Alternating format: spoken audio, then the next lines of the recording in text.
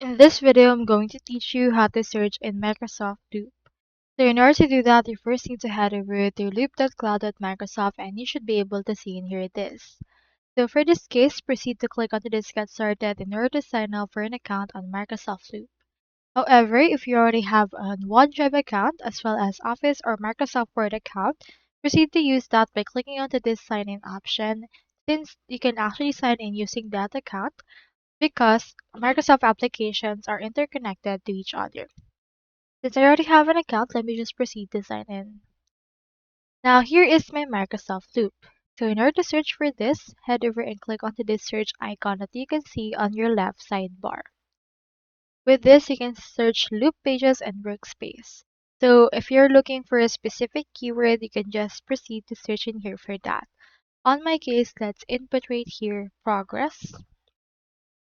And you can see right here if it's actually been found. You can also search for specific loop pages. So for example, let's search right here for board, and it will show you right here this board. So you can just proceed to open that right here under the search result and you can find it right there. So this is especially helpful if you have a lot of pages as well as a lot of workspace to navigate on. On my case, since I already have one workspace with two pages, it's actually not that useful. But if you have a lot of workspace and a lot of pages, you can proceed to just use this particular icon right here. And you can search for specific pages that you need to get into.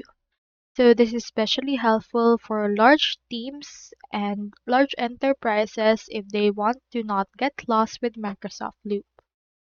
So that's all there is today, and I hope this video successfully helped you out with everything that you need. Thank you so much for watching and see you on the next video.